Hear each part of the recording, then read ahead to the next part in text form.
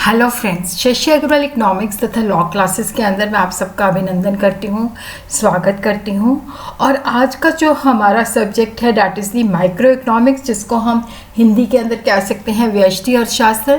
और आज जो हमारा टॉपिक रहेगा तटस्थ वक्र विश्लेषण, या जिसको हम उदासीनता वक्र विश्लेषण भी कह सकते हैं, और इसको हम इंग्लिश के अंदर जो है इंडिफरेंस कर्व एनालिसिस कहते हैं। इसको हम 3-4 पार्ट्स के अंदर जो है इंडिफरेंस कर्व का जो चैप्टर है तटस्थ वक्र का, उसको 3-4 पार्ट्स के अंदर जो है स्टडी करेंगे। इसके जो अगले भाग्य जो है अगला पार्ट जो है वो आपको अगले वीक के अंदर जो है प्राप्त हो जाएगा। और अगर आपको मेरा ये एफर्ट जो है सही लगता है तो इसको लाइक कीजिए, शेयर कीजिए दूसरे बच्चों के साथ, क्योंकि यहाँ पे मैं अपने चैनल के अंदर जो है जो भी आपको लेक्चर्स प्रोवाइड किए जाते हैं वो फ्री ऑफ कॉस्ट होते हैं। और इवन जो व्यष्टि अर्थशास्त्र, ये नहीं है कि मैं 1-2 लेक्चर डाल के बाकी कह दूँ कि आप लोग पेड ले लो, तो यहाँ पे आपको पूरा कोर्स जो है फ्री ऑफ कॉस्ट जो है करवाया जाता है।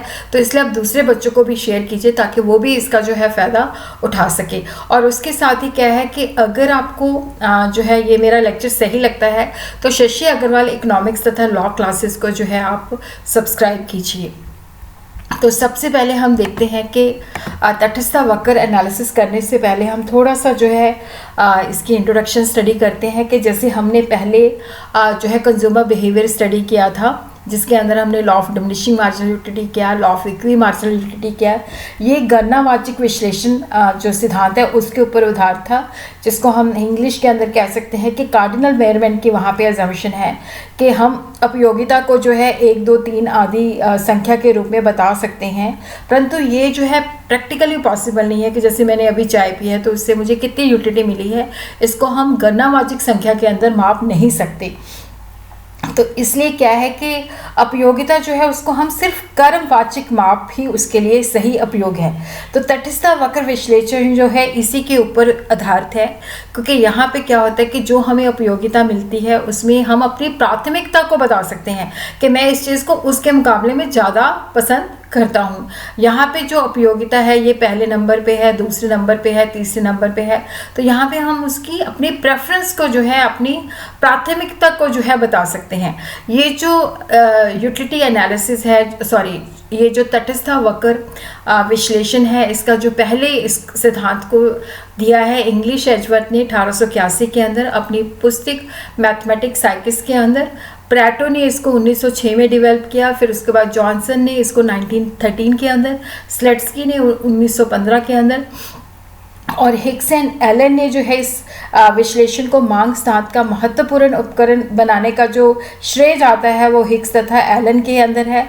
और उसी तरह ही उन्होंने अपना जो आर्टिकल लिखा था reconstruction of theory of value, और उसके अंदर जो है इस अपनी वैल्यू एंड कैपिटल बुक के अंदर भी क्या है कि जो तटस्थ वक्र है इसको अच्छे से एक्सप्लेन किया है।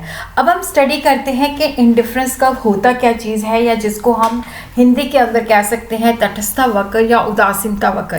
देखो, तटस्थ वक्र विश्लेषण वो बिंदु पथ है जिस पर प्रत्येक बिंदु जो है दो वस्तुओं के ऐसे संयोग को प्रकट करती है जिससे उपयोगिता को समान संतुष्टि प्राप्त होती है। इसका मतलब होता है कि तटस्थ वक्र पर जितने भी बिंदु होते हैं वो दो वस्तुओं के संयोग को बताते हैं जिससे उपभोक्ता को समान संतुष्टि मिलती है, इसलिए वो उनके बीच में उदासीन होता है, तटस्थ होता है। जैसे यहाँ पे देखो, यहाँ पे हम एक्स है कमोडिटी एक्स एक्सिस पे, और यहाँ पे हम वाई कमोडिटी लेते हैं। तो ये जो है तटस्थ वक्र जो है इसकी इस तरह से शेप होती है। यहाँ पे हमें इसको इंडिफरेंस कर्व जो है IC1 कह देते हैं। तो यहाँ पे देखो, ये बिंदु है A, B, C, D। तो यहाँ पे ये इन बिंदुओं को मिला के बनता है। जैसे A के अंदर जो है X की मात्रा इतनी है, Y की मात्रा इतनी है, B के अंदर इस तरह से है। तो यहाँ पे जैसे ABCD 4 कॉम्बिनेशन है तो वो X एंड Y की जो है अलग अलग मात्रा को बताते हैं। तो ये जो कॉम्बिनेशन है इसके अंदर जो कंज्यूमर है उसको एक समान जो है उपयोगिता प्राप्त होती है। जब हमें एक समान जो है उपयोगिता प्राप्त होती है तो हम किसी भी कॉम्बिनेशन के अंदर जो चॉइस, मतलब वहाँ पे हम ये जो है वहाँ पे देखो जैसे ABCD 4 कॉम्बिनेशन है, वो हमें इक्वल सेटिस्फेक्शन देते हैं, समान रूप से हमें उपयोगिता देते हैं। तो उसमें क्या होता है कि हम उसके अंदर तटस्थ हो जाते हैं, क्योंकि A भी उतनी यूटिलिटी देता है, B भी उतनी यूटिलिटी देता है, C भी उतनी यूटिलिटी देता है। तो यहाँ पे हम तटस्थ हो जाते हैं, उदासीन हो जाते हैं। हम क्या देते हैं कि कोई भी कॉम्बिनेशन चलेगा। Indifference curve is a locus. Locus means कि जब हम सारे इंडिफरेंस कर्व के ऊपर सारे वो बिंदुस जो होते हैं वो which shows different combination of two commodity, x and y या ए बी, दो कमोडिटीज के वो अलग अलग कॉम्बिनेशन शो करते हैं जो कि कंज्यूमर को इक्वल सेटिस्फेक्शन देते हैं, जिसकी वजह से कंज्यूमर जो है उनके बीच में इंडिफरेंट हो जाता है, उदासीन हो जाता है, तटस्थ हो जाता है। अदरवाइज क्या होता है कि देखो जैसे मुझे अगर एक चीज़ से ज़्यादा मिल रही है तो मैं कहूँगी ये चीज़ दे दो, पर यहाँ पे हमें चारों कॉम्बिनेशन से क्या हो रहा है, एक समान संतुष्टि प्राप्त हो रही है। तो इसलिए उसके बीच में हम ज़्यादा चॉइस नहीं करते कि कोई भी चलेगा, ये इक्वल सेटिस्फेक्शन हमें प्रोवाइड करते हैं। अब हम इसकी डेफिनेशन जो परिभाषा है उसको देखते हैं। तटस्थता वक्र जो है x तथा y वस्तुओं के विभिन्न संयोगों को प्रकट करती है जो कि उपयोगिता को, उपभोक्ता को समान संतुष्टि प्रदान करते हैं, जिसकी वजह से उपयोगिता जो है, उपभोक्ता जो है उसके बीच में चॉइस नहीं, क्योंकि सारे एक जैसे उसका संतुष्टि देते हैं तो वो तटस्थ हो जाता है, उदासीन हो जाता है कि कोई भी कॉम्बिनेशन चलेगा। A single indifference curve shows a different combination of x and y goods that yield equal satisfaction to the consumer। और उसी तरह हम देखते हैं तटस्थता वक्र तालिका, जिसको हम इंग्लिश के अंदर कह सकते हैं इंडिफरेंस कर्व शेड्यूल। देखो तटस्थता वक्र तालिका एक ऐसी सूची है जिसके अंदर हम टेबल बनाते हैं, जिसके अंदर हम बताते हैं कि ये जैसे अलग अलग कॉम्बिनेशन है, उसके अंदर हम x की मात्रा इतनी, y की मात्रा इतनी ले सकते हैं। तो यहाँ पे अब देखो, यहाँ पे जैसे A कॉम्बिनेशन है तो यहाँ पे क्या है,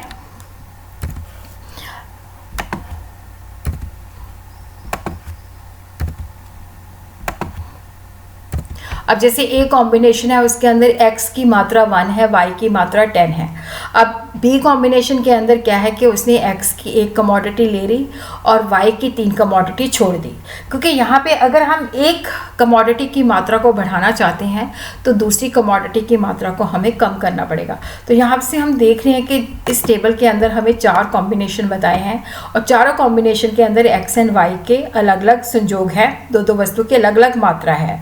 तो यहाँ पे हम देखते हैं कि B कॉम्बिनेशन के अंदर हम अगर हमने x की मात्रा को 1 बढ़ा दिया तो यहाँ पे हमने 3 जो है y के यूनिट छोड़ दिए, और उसी तरह जब हमने 1 फर्दर लिया तो यहाँ पे हमने 2 चीज़ें और छोड़ दी, और उसी तरह जब हमने चौथे पे गए तो यहाँ पे हमने एक चीज़ छोड़ दी, जिसका मैं आगे चल के आपको बताऊंगी।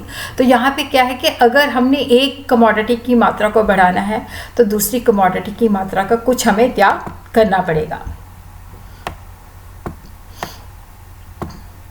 और उसी तरह जब हम इन कॉम्बिनेशन को जो है, यहाँ पे जैसे ये डायग्राम है, यहाँ पे आपने लेबलिंग करनी है, ये x है, ये y है, ठीक है। यहाँ पे जैसे 2, 4, 6, 8, 10, तो यहाँ पे इस तरह से 1, 2, 3, 4, तो यहाँ पे आपने जो है पूरा जो है कर्व जो है ड्रॉ करना है। तो इस तरह से इसकी शेप जो आ जाती है convex to the point of origin आ जाती है, जो हमें अलग अलग कॉम्बिनेशन बताती है। जैसे ये A कॉम्बिनेशन है, ये B कॉम्बिनेशन है, ये C कॉम्बिनेशन है, ये D कॉम्बिनेशन है, जिसके अंदर x एंड y की अलग अलग मात्रा है। एक की मात्रा को बढ़ाते हैं तो दूसरी की मात्रा को हमें कम करना पड़ता है। और ये चारों कॉम्बिनेशन जो हमें इंडिफरेंस कर्व पे शो हो रहे हैं वो हमें इक्वल सेटिस्फेक्शन देते हैं। ये जो इंडिफरेंस कर्व है ये बताता है कि जो इस इंडिफरेंस कर्व पे जो कॉम्बिनेशन है वो उपभोक्ता को एक जैसा संतुष्टि प्रदान करता है।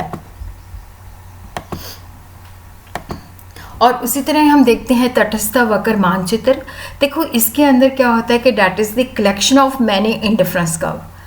मानचित्र जो होता है तटस्थता वक्र का एक ऐसा समूह होता है जिसके अंदर प्रत्येक वक्र जो होता है एक संतुष्टि सत्र को हमें बताता है। इसको भी मैं आपको ड्रॉ करके बताती हूँ कि जैसे ये देखो, ये हमारा इंडिफरेंस कर्व 1 है, ये हमारा इंडिफरेंस कर्व 2 है, ये हमारा इंडिफरेंस कर्व 3 है। तो यहाँ पे जितना ऊपर जाता जाएगा वो हमारा संतुष्टि का स्तर उतना ही बढ़ता जाएगा। अब देखो यहाँ पे मान लो इस पे है, अब चाहे देखो इसमें क्या है कि y की मात्रा सेम है बट x की मात्रा जो है पहले से बढ़ गई है, इसी वजह से क्या है कि वो ऊपर जो है दूसरा इंडिफरेंस कर्व है उस पर चला गया है। तो जो हमारा इंडिफरेंस मैप होता है वो हमें अलग अलग जो इंडिफरेंस कर्व होता है उसका कलेक्शन होता है, जिसके अंदर जो प्रत्येक जो तटस्थ वक्र होता है एक संतुष्टि स्तर को बताता है। अगर हम ऊंचे पे होते हैं तो हमें ज़्यादा x एंड y कमोडिटी की मात्रा मिलती है, जिससे हमारा संतुष्टि स्तर जो है बढ़ जाता है। अगर हम निचले तटस्थ वक्र पे हैं तो वहाँ पे हमें कम x और y की मात्रा मिलती है, जिससे हमारा संतुष्टि का स्तर जो होता है नीचा हो जाता है। और उसी तरह ही हम देखते हैं घटती सीमांत प्रतिस्थापन दर, जो तटस्थ वक्र है विश्लेषण है, ये घटती सीमांत प्रतिस्थापन दर के ऊपर आधारित है। इस नियम की जो विवेचना है, इस नियम को जो व्याख्या है वो लर्नर, एलन एंड हिक्स ने की है, यह आपने याद रखना है। इस अध्ययन से हमें पता चलता है कि जब उपभोक्ता एक वस्तु x की अधिक इकाइयों को प्राप्त करता है तो उसकी संतुष्टि में वृद्धि होती है, बट वो अगर सेम इंडिफरेंस कर्व पे रहना चाहता है तो उससे दूसरी वस्तु y की कुछ इकाइयों का त्याग करना पड़ता है। तो जितना उसने y वस्तु की जितनी उसने इकाइयों का त्याग किया है, जिसको हम क्या देते हैं utility lost is equal to utility gain. तो जितना हमने x गेन किया है, जितना हमने y सेक्रीफाइस किया है, यूटिलिटी गेन और यूटिलिटी लॉस जो है हमारा, जो हमने संतुष्टि प्राप्त की है और जो संतुष्टि हमने त्याग की है वो बराबर होनी चाहिए। तो इसको हम इस तरह से डिफाइन कर सकते हैं। प्रोफेसर ब्लास ने कहा है वस्तु x की ऐसी मात्रा y के लिए समान प्रतिस्थापन दर, जो वस्तु y की वो मात्रा है कि जब हमने x की एक अधिक इकाई प्राप्त करनी है तो उसके लिए हम y की कितनी मात्रा छोड़ने को तैयार होते हैं, ताकि हम सेम इंडिफरेंस कर्व पे रहें, ताकि हमारा संतुष्टि स्तर जो है सेम बना रहे। Marginal rate of substitution of x for y is defined as the amount of y the consumer is just willing to give up to get one more unit of x and maintain the same level of satisfaction। और यहाँ पे हम इसको इस तरह से भी लिख सकते हैं कि loss of y is equal to gain of x delta y upon delta x, that is the slope of the marginal rate of substitution. और जो हमारा जो हमारा तटस्थ वक्र है वो घटती सीमांत प्रतिस्थापन दर के ऊपर बेस्ड है कि जैसे हमने एक की मात्रा को बढ़ाना है तो उसको हमें y की मात्रा को छोड़ना पड़ेगा। तो पहले क्या होता है कि जैसे पहले मैंने आपको बताया था, इसको हम इस टेबल के द्वारा अंडरस्टैंड करते हैं। देखो ये जो है 4 कॉम्बिनेशन है और यहाँ पे x कमोडिटी जो है कि एप्पल है और यहाँ पे ये y कमोडिटी जो है ऑरेंज है। यहाँ पे आपने प्लस प्लस का साइन लगा लेना है। तो यहाँ पे हम देखो कि जो ए कॉम्बिनेशन है उसके अंदर एक एप्पल है और 10 ऑरेंजेस हैं।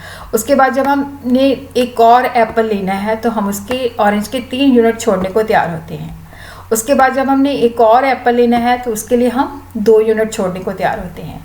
और उसके बाद जब हम एक और एप्पल लेते हैं तो वहाँ पे हम 1 छोड़ते हैं। तो ये जिस रेट से हम सेक्रीफाइस कर रहे हैं, ये प्रतिस्थापन दर जो है पहले से कम हो रही है। पहले हमने 3 यूनिट छोड़े, फिर 2 यूनिट छोड़े, फिर हमने 1 यूनिट छोड़ा। जब हम इसको यहाँ पे ड्रॉ करते हैं तो हमारे पास इंडिफरेंस कर्व आ जाता है। तो इसके अंदर क्या है कि यही चीज़ हमने बतानी है कि जैसे जैसे हम पहले यहाँ पे इस कॉम्बिनेशन पे होते हैं तो ये है। उसके बाद जब हम इस कॉम्बिनेशन पे जाते हैं तो देखो यहाँ पे हमने इतनी मात्रा जो है के लेने लिए इतनी, और उसी तरह जब हम यहाँ पे जाते हैं तो ये मात्रा जो है पहले से कम होती जाती है। पहले हम y के ज़्यादा यूनिट सेक्रीफाइस करते हैं, फिर धीरे धीरे जो है y के हम कम यूनिट सेक्रीफाइस करने को तैयार होते हैं।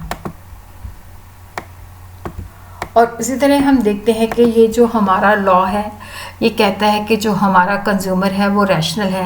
मतलब रैशनल का मतलब होता है सियाना है कंज्यूमर। उपभोक्ता जो है विवेकपूर्ण है। विवेकपूर्ण का अर्थ होता है कि जब हम चीज़ें खरीदते हैं तो उसके अंदर हम अच्छी तरह से अपना दिमाग जो है लगाते हैं, स्टडी करते हैं, और वहाँ पे हमारी कोशिश होती है कि हमने अपनी जो लिमिटेड इनकम है उससे ज़्यादा से ज़्यादा संतुष्टि जो है प्राप्त करनी है। और उसी तरह ऑर्डिनल यूटिलिटी के ऊपर ये बेस्ड है कि जब वो विभिन्न वस्तुओं के संयोग लेता है तो वहाँ पे अपनी प्राथमिकता को निश्चित कर सकता है कि मैं ए को बी के मुकाबले में प्रेफर करता हूँ या बी को सी के मुकाबले में प्रेफर करता हूँ।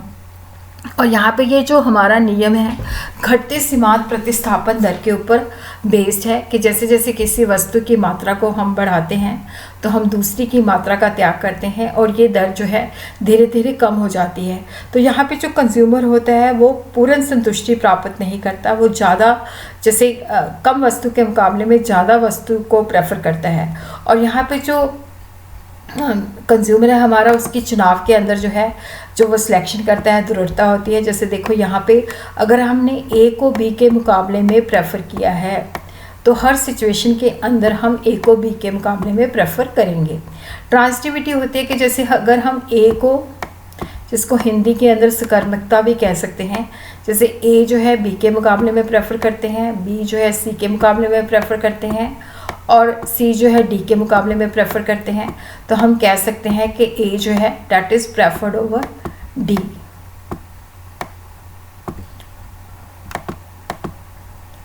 और उसी तरह क्या है कि इंडिपेंडेंट स्केल ऑफ प्रेफरेंस, कि जो यहाँ पे हमारी प्राथमिकता होती है कि जब हम एक चीज़, एक कॉम्बिनेशन को दूसरे कॉम्बिनेशन से प्रेफर करते हैं तो वहाँ पे हमारी जो इनकम है या एक्स और वाई कमोडिटी की जो प्राइसेस हैं वो हमारा जो स्केल ऑफ प्रेफरेंस है उसको इन्फ्लुएंस नहीं करती। वहाँ पे हमारा जो स्केल ऑफ प्रेफरेंस है, जो हम कहते हैं कि हम इस चीज़ को इससे ज़्यादा प्रेफर करते हैं, तो वो इंडिपेंडेंट होता है, वो हमारी इनकम के अंदर चेंजेस या प्राइस के अंदर चेंजेस से ज़्यादा ज़्यादा नहीं, बिल्कुल इन्फ्लुएंस नहीं होता।